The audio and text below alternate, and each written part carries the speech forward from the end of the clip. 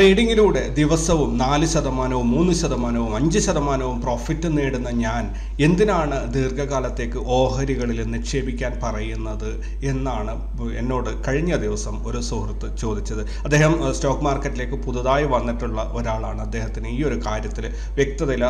അദ്ദേഹം പറയുന്നത് പ്രകാരമാണെങ്കിൽ ഒരു മാസത്തിൽ 25% മുതൽ 40% വരെ പ്രോഫിറ്റ് ക്യാപിറ്റൽ ഗെയിൻ ഉണ്ടാക്കാൻ അദ്ദേഹത്തിന് ട്രേഡിങ്ങിലൂടെ സാധിക്കും എന്നാണ് പറയുന്നത്. സാധിക്കുന്നുണ്ട് എന്ന് തന്നെയാണ് ഈ കഴിഞ്ഞ 2 മാസത്തെ ഇതിലൂടെ അദ്ദേഹം പറഞ്ഞത്. അങ്ങനെയാണെങ്കിൽ പിന്നെ ദീർഘകാലത്തേക്ക് 10% അല്ലെങ്കിൽ 20% പ്രോഫിറ്റ് വർഷത്തിൽ പ്രതീക്ഷിച്ചുകൊണ്ട് ഞാൻ എന്തിനാണ് നിക്ഷേപിക്കേണ്ടത്? അതിൻ്റെ ആവശ്യം എന്താണ്? എനിക്ക് കാശ് ഇവിടെ നിന്ന് ഒരുപാട് ഉണ്ടാക്കാൻ പറ്റുന്നുണ്ടല്ലോ, പിന്നെ എന്തിനാണ് ഞാൻ ഓഹരികളിൽ നിക്ഷേപിക്കേണ്ടതിൻ്റെ ആവശ്യം എന്നാണ് അദ്ദേഹം ചോദിച്ചത്. വളരെ ലളിതമായ ഒരു ഉത്തരവാണ് ഇതിന് പറയാനുള്ളത്. കാരണം നമുക്ക് ദിവസവും 100 രൂപയാണ് പ്രോഫിറ്റ് ലഭിക്കുന്നതെങ്കിൽ 100 രൂപയിൽ നിന്നും 90 രൂപ നമ്മൾ ചെലവഴിച്ചിട്ട് 10 രൂപ നമ്മൾ ഒരു നിക്ഷേപമാക്കി ഒരു വളർന്നു വരുന്ന ഒരു ബിസിനസ്സിലേക്ക് മാറ്റി വയ്ക്കുകയാണെങ്കിൽ നമുക്ക് ഏതെങ്കിലും ഒരു കാലത്ത് നമ്മുടെ വരുമാനം നിലച്ചു പോയാലും നമുക്ക് തീർച്ചയായിട്ടും ഒരു സെക്കൻഡ് ഇൻകം അല്ലെങ്കിൽ ഒരു പാസീവ് ഇൻകം എന്ന രീതിയിൽ ഈ നിക്ഷേപത്തെ കാണാൻ സാധിക്കും. ഒരു നിക്ഷേപം ആരംഭിക്കുന്ന ഒരാൾ 1 വർഷത്തേക്കോ 2 വർഷത്തേക്കോ അതിനെ കണക്ക് കൂട്ടിയിട്ട്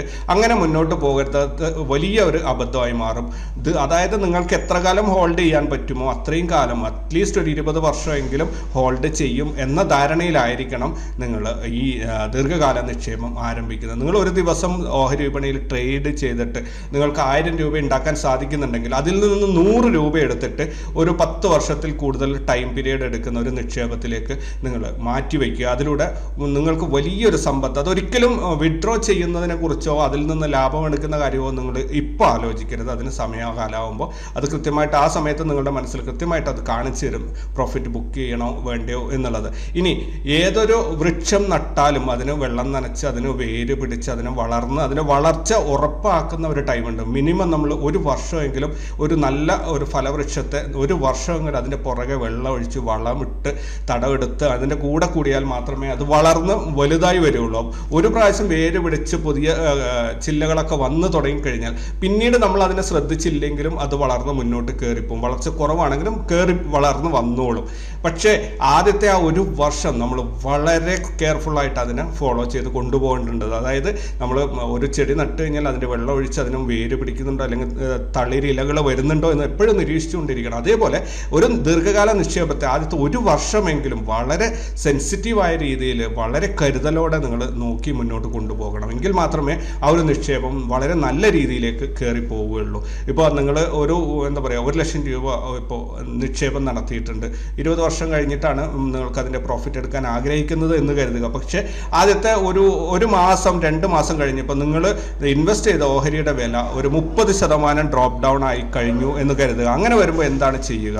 അങ്ങനെ വരുമ്പോൾ നിങ്ങൾ തീർച്ചയായിട്ടും അതിൽ അധിക നിക്ഷേപം നടത്തി ആവറേജ് ചെയ്ത് അങ്ങനെ പതുക്കെ ഏതെങ്കിലും ഒരു വർഷത്തിനുള്ളിൽ നിങ്ങൾ അധിക നിക്ഷേപം നടത്തി ആ ഓഹരി അതിലെന്തെങ്കിലും പ്രശ്നം ഉണ്ടെങ്കിൽ ആ കമ്പനി പൂട്ടാൻ പോകുന്ന കമ്പനിയോ മറ്റെന്തെങ്കിലും സംഭവങ്ങൾ വലിയ ലീഗൽ ഇഷ്യൂസ് ഒക്കെ ഫേസ് ചെയ്യുന്ന കമ്പനിയാണെങ്കിൽ അതിൽ നിന്ന് നഷ്ടം സ്വീകരിച്ചുകൊണ്ട് നിക്ഷേപം പിൻവലിച്ച് നല്ലൊരു ഇതിലോട്ട്, അതായത് നമ്മളൊരു മരം നട്ട് കഴിഞ്ഞാൽ മരം ഒരു ചീക്ക് പിടിച്ചതോ വളരാത്ത മരമാണെങ്കിൽ നമ്മളത് പറിച്ചു കളഞ്ഞ് വേറെ പുതിയൊരു തൈ നടുന്നത് പോലെ ഈ നിക്ഷേപം മാറ്റി നിക്ഷേപിക്കണം. ഇനി അതല്ല, ഇതിന് വെള്ളത്തിൻ്റെയും വളത്തിൻ്റെയും ഒക്കെ കുറവ് കൊണ്ടാണ് ഈ വൃക്ഷം വളരാത്തതെങ്കിൽ അതിനാവശ്യമായ അധിക നിക്ഷേപങ്ങൾ നടത്തിയിട്ട് അതിനെ ആവറേജിങ് ചെയ്ത് വേണ്ട രീതിയിൽ പരിപാലിച്ച് ഒരു വർഷം കൊണ്ട് നിങ്ങളുടെ പോർട്ട്ഫോളിയോയിൽ അത് ഗ്രീൻ കാണുക, ഒരു 10 to 20% പ്രോഫിറ്റ് വന്ന് കണ്ടു കഴിഞ്ഞാൽ പിന്നീട് നിങ്ങളത് ശ്രദ്ധിക്കാതെ വിട്ടു കഴിഞ്ഞാലും അത് സ്വയമേ വളർന്ന് മുകളിലോട്ട് പോയിക്കൊണ്ടേയിരിക്കും. അത് 20% എന്നുള്ളത് 30-40 ആയി ഒരു 5-6 വർഷം കൊണ്ട് 100%-ത്തിൽ കൂടുതൽ പ്രോഫിറ്റ് തരും. അതുപോലെ നല്ല ഡിവിഡൻഡ് തരുന്ന സ്റ്റോക്കുകളിൽ നിക്ഷേപിക്കുകയാണെങ്കിൽ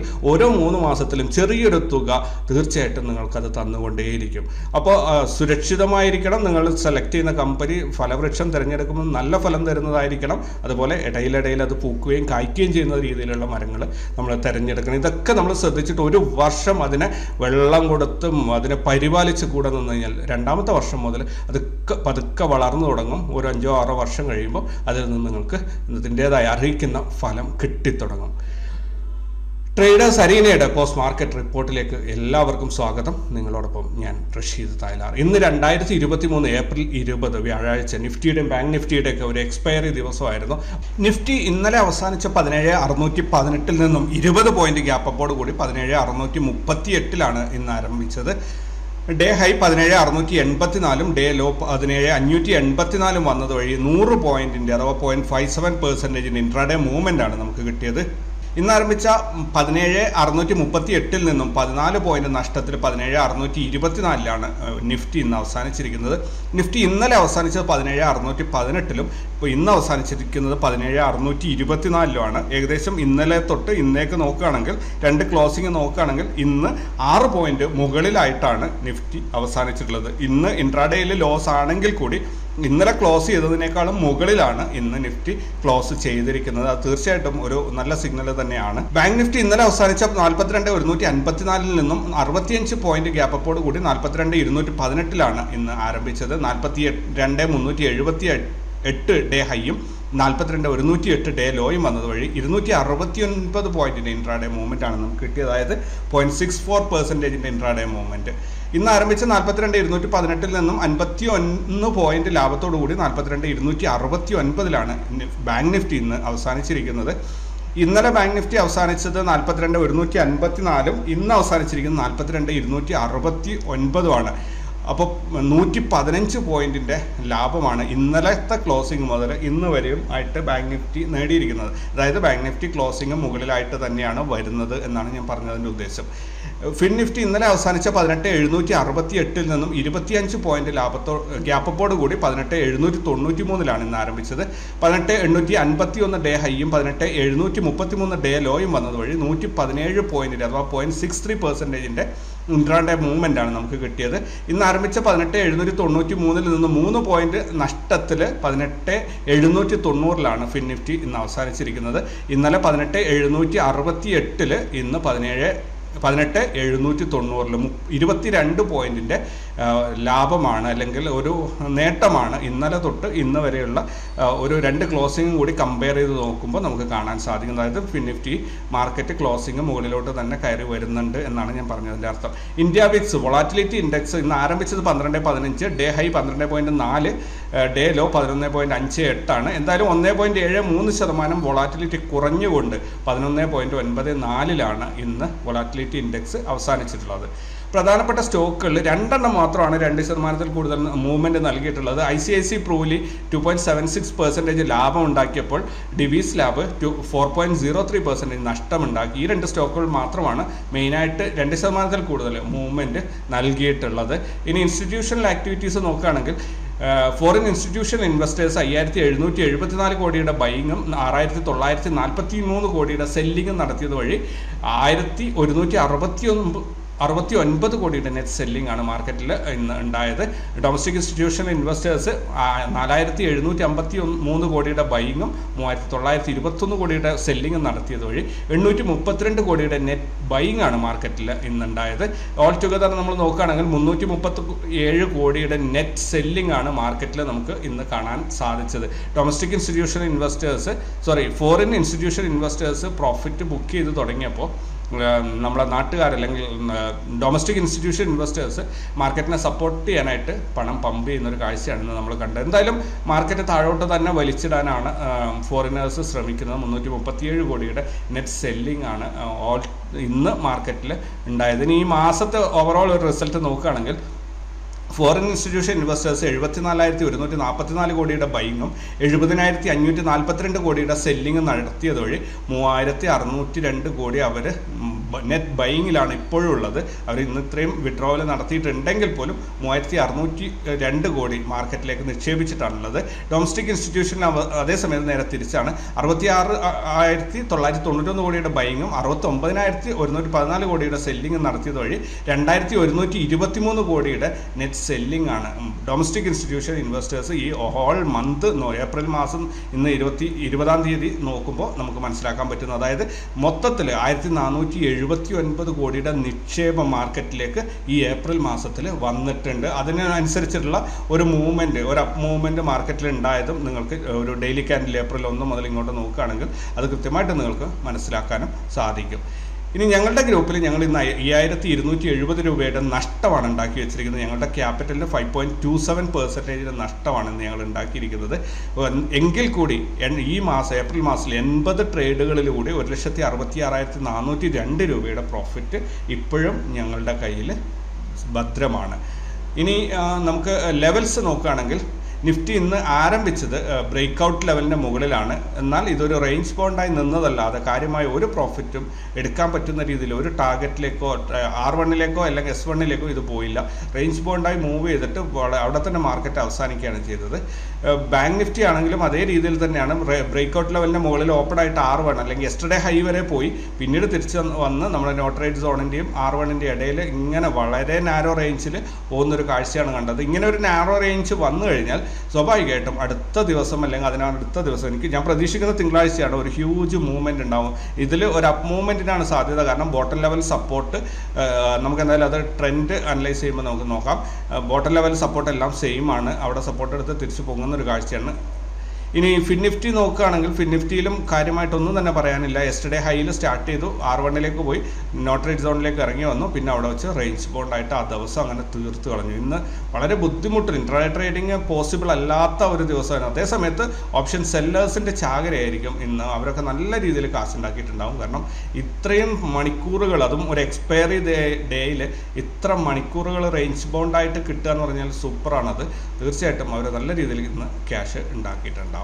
ഇനി നമുക്ക് ഓവറോൾ ട്രെൻഡ് അല്ലെങ്കിൽ ചാർട്ട് പാറ്റേൺ നോക്കുകയാണെങ്കിൽ നിഫ്റ്റി ഇപ്പോൾ വന്ന് ഞാൻ ഈ ലെവൽസ് എല്ലാം തന്നെ ഒന്ന് റീസെറ്റ് ചെയ്യുന്നുണ്ട്. മിക്കവാറും അടുത്ത സെഷനിൽ തിങ്കളാഴ്ചത്തേക്ക് പുതിയ ലെവൽസ് റാസ് ലെവൽസിനെ റെഫർ ചെയ്തുകൊണ്ട് ഉള്ള ലെവൽസ് നമുക്ക് ഉപയോഗിക്കാൻ പറ്റും. ഇപ്പോൾ എന്തായാലും ആ ലെവൽസ് ഞാൻ കാൽക്കുലേറ്റ് ചെയ്തിട്ട് തിങ്കളാഴ്ച ആകുമ്പോഴത്തേനും നിങ്ങളുമായിട്ട് ഷെയർ ചെയ്യാം. എന്തായാലും ഇവിടെ ഈ 3-4 ദിവസത്തെ ഒരു ലോ നോക്കുകയാണെങ്കിൽ 17,600 അല്ലെങ്കിൽ 580 റേഞ്ചിൽ തന്നെയാണ് ലോ ക്രിയേറ്റ് ചെയ്തിട്ടുള്ളത്. അവിടെ ഒന്ന് സപ്പോർട്ട് എടുക്കുക, തിരിച്ചു പൊങ്ങിപ്പോവുക. ഹൈ ഓരോ ദിവസവും വേറെ ആണെങ്കിൽ കൂടി ലോ വന്നിരിക്കുന്നത്, അതായത് ആ ഒരു സെർട്ടൺ പോയിന്റിൽ എത്തുമ്പോൾ മാർക്കറ്റിൽ അവിടെ റിജക്ഷൻ വരുന്നുണ്ട്, അല്ലെങ്കിൽ ലോങ് ബിൽഡപ്പ് വന്നിട്ട് മാർക്കറ്റിനെ ആരൊക്കെയോ പൊക്കി കൊണ്ടുവരുന്നുണ്ട്. സോ ഇന്നലത്തെ ക്ലോസിങ്ങിനേക്കാളും മുകളിലാണ് ഇന്നത്തെ ക്ലോസിങ് വന്നിരിക്കുന്നത്. സോ എന്തായാലും ഇത് ഒരു നല്ല സിഗ്നൽ തന്നെയാണ് തരുന്നത്. മാർക്കറ്റ് ഞാൻ ഇത്രയും ദിവസം ഇവിടെ ഈ റെഡ് ക്യാൻഡിൽ വരുമ്പോഴും ഞാൻ പറഞ്ഞ ഒരേ കാര്യം തന്നെയാണ്, മാർക്കറ്റ് മുകളിലോട്ടാണ് പോകേണ്ടത്. തീർച്ചയായിട്ടും നാളെ അല്ലെങ്കിൽ തിങ്കളാഴ്ചത്തോടു കൂടി നമുക്ക് കൃത്യമായ ഒരു സിഗ്നൽ തരും. അല്ല ഇനി അത് താഴോട്ട് വരുന്നുണ്ടെങ്കിൽ ഇവിടെ ചെറിയൊരു സപ്പോർട്ട് എടുക്കുന്ന ഒരു ലെവൽ വരെയും അത് വന്നേക്കാം. 17,487 വരെ അത് വന്നേക്കാം. പക്ഷേ സാധ്യത കുറവാണ്. തിരിച്ച് മാർക്കറ്റ് മുകളിലോട്ട് തന്നെയാണ് കയറി പോകേണ്ടത്. സോ ഇതിനകത്ത് ലോവർ ലെവൽ സപ്പോർട്ടിൽ നല്ല സ്ട്രോങ് ആയ സപ്പോർട്ടാണുള്ളത്. സോ ആ സപ്പോർട്ട് എടുത്തിട്ട് മാർക്കറ്റ് അങ്ങനെ നിൽക്കുകയാണ്. തിരിച്ച് കയറി പോകുന്ന സമയത്ത് നല്ല രീതിയിൽ അത് കയറി അങ്ങ് പോകും. ഇനി ബാങ്ക് നിഫ്റ്റി നോക്കുകയാണെങ്കിൽ ബാങ്ക് നിഫ്റ്റിയുടെയും സെയിം സിനാരിയോ ആണ്. 42,112 ഒരു ലോവർ ലെവൽ സപ്പോർട്ടായിട്ട് നിൽക്കുന്നത്. ബാങ്ക് നിഫ്റ്റി ഇപ്പോൾ നമ്മൾ ഓൾറെഡി അത് പറഞ്ഞു തരുന്നുണ്ട്. ഇവിടെ ഒരു ഹൈ ക്രിയേറ്റ് ചെയ്തു, ഇവിടെ നിന്ന് ലോ ക്രിയേറ്റ് ചെയ്ത്, അതായത് ബ്രേക്ക് ചെയ്ത ലെവലിനെ റീടെസ്റ്റ് ചെയ്തിട്ട് ഇനി ആൾ മുകളിലോട്ട് പോകും എന്നുള്ള രീതിയിലൊരു സിഗ്നൽ തന്നെയാണ് നമുക്ക് തരുന്നത്. അത് ഇന്നലെ നമ്മൾ സംസാരിച്ചതാണ്. 42,590 42,112 ഇടയിൽ തന്നെ ക്യാൻഡിൽ ഉണ്ടാവുന്നത്. നാളത്തെ ക്യാൻഡിലും മോസ്റ്റ് പ്രോബബ്ലി ഇത് തന്നെ ആയിരിക്കും. പക്ഷേ ഇത് ഇന്നത്തെ ക്ലോസിങ്ങിൻ്റെ എബോവ് ആയിരിക്കും നാളെ വരുന്നത് എന്നാണ് ഞാൻ പ്രതീക്ഷിക്കുന്നത്. ഫിൻ നിഫ്റ്റി നമുക്ക് പിന്നെ ഒരുപാട് പറയാനൊന്നും ഇല്ലാത്തൊരു സംഭവമാണ്. ബാങ്ക് നിഫ്റ്റിയുടെ ഒരു ഡിറ്റോ ആയിട്ട് പോകുന്നൊരു ഇൻഡെക്സ് ആണത്. സോ ഇവിടെ ബാങ്ക് നിഫ്റ്റിയുടെ അതേ രീതിയിലുള്ള ഒരു മൂവ്മെൻ്റ് ആണ് ഇതൊന്നും നമുക്ക് കാഴ്ചവെക്കാൻ പോകുന്നത്. ഇങ്ങനെയുള്ള ഒരു മൂവ്മെൻ്റ് ആണ് നമുക്ക് തരാൻ പോകുന്നത്. സോ ഇത്രയാണ് ഈ ഒരു ദിവസത്തെ കാര്യങ്ങളെക്കുറിച്ച് എനിക്ക് പറയാനുള്ളത്. അപ്പോൾ മാർക്കറ്റ് താഴോട്ടെല്ലാം മുകളിലോട്ടാണ്. അതുപോലെ ഞാൻ ഇതിൻ്റെ തുടക്കത്തിൽ പറഞ്ഞ ദീർഘകാല നിക്ഷേപത്തെക്കുറിച്ച് നിങ്ങൾ വളരെ സീരിയസ് ആയിട്ട് ആലോചിക്കണം. ഒരിക്കലും നമുക്ക് ആരോഗ്യവും ബുദ്ധിയും കഴിവും കാര്യങ്ങളും എല്ലാം തന്നെ ഇതേപോലെ ഉണ്ടാവില്ല. അതുകൊണ്ട് തന്നെ വേതനം പോലെ ജോലി ചെയ്തിട്ട് നമുക്ക് കുറേ കാലം ജീവിക്കാൻ പറ്റില്ല. നിക്ഷേപം ഉണ്ടായിരിക്കണം, അതിൽ നിന്ന് കൃത്യമായ വരുമാനവും ഉണ്ടായിരിക്കണം. ഒരു 60 വയസ്സിന് ശേഷം ആകുമ്പോഴത്തേഴും നമുക്ക് ഇതിൽ നിന്ന് റിട്ടേൺസ് കിട്ടുന്ന രീതിയിലേക്ക് നിങ്ങളുടെ ഇൻവെസ്റ്റ്മെൻറ്റ് പ്ലാൻ ചെയ്യണം. പറ്റുന്നത്ര ഇൻവെസ്റ്റ്മെൻറ്റിന് നമുക്ക് റിട്ടേൺ എത്ര വേണം അതിനൊക്കെ അനുസരിച്ച് കാൽക്കുലേറ്റ് ചെയ്യാൻ ഒരുപാട് ഫോർമുലാസ് ഉണ്ട്. പക്ഷേ അതൊന്നും ഞാൻ പറയുന്നില്ല. പക്ഷേ നിങ്ങളെ കൊണ്ട് പറ്റുന്ന സംഖ്യ ദീർഘകാലത്തേക്ക് ഒരു 20 വർഷമോ അതിൽ കൂടുതലോ പ്രതീക്ഷിച്ചുകൊണ്ട് നിക്ഷേപം നടത്തുക. ഓരോ ദിവസം ആഴ്ചയിൽ അല്ലെങ്കിൽ മാസത്തിൽ എങ്ങനെയായാലും നിക്ഷേപങ്ങൾ നടത്തുക. വാർദ്ധക്യത്തിലേക്ക് നിങ്ങൾക്കൊരു വരുമാനം ഉണ്ടാക്കി വയ്ക്കുക. ആരും തിരിഞ്ഞു നോക്കാനില്ലാത്തൊരു കാലത്തേക്കാണ് നമ്മൾ പോയിക്കൊണ്ടിരിക്കുന്നത്. സോ നമ്മുടെ കയ്യിൽ പണം ഉണ്ടെങ്കിൽ എല്ലാവരും നമ്മുടെ ചുറ്റുപാടിലും തന്നെ ഉണ്ടാവും. നമ്മളുടെ പണമില്ലാത്ത, ആവശ്യത്തിന് വരുമാനം ഇല്ലാത്തൊരു വൃദ്ധനോ വൃദ്ധയോ ആണെങ്കിൽ തിരിഞ്ഞു നോക്കാൻ ആരും തന്നെ ഉണ്ടാവില്ല. ഇനി മറ്റൊരു വിധത്തിൽ പറയുകയാണെങ്കിൽ അഭയകേന്ദ്രങ്ങളിൽ പോലും ഇന്ന് പണമില്ലാത്തവരെ എടുക്കാത്തൊരവസ്ഥയുണ്ട്. വൃദ്ധമന്ദിരങ്ങളിൽ പോലും സ്ഥലമോ സമ്പത്തോ ഇല്ലാത്ത വാർദ്ധക്യം രോഗം ബാധിച്ച ആൾക്കാരെ ഏറ്റെടുക്കാത്തൊരവസ്ഥയുണ്ട്. അപ്പോൾ അതുകൊണ്ട് നിങ്ങൾക്ക് നിക്ഷേപം ഉണ്ടായിരിക്കുക. അത് 1000 ആയാലും 10,000 ആയാലും നിക്ഷേപം ഉണ്ടാക്കി വെക്കുക. അതിലൊരു വീഴ്ചയും വരുത്തരുത്. ഏത് രീതിയിൽ നിക്ഷേപം നടത്തണം എന്നുള്ളത് നിങ്ങളുടെ ഇഷ്ടമാണ്.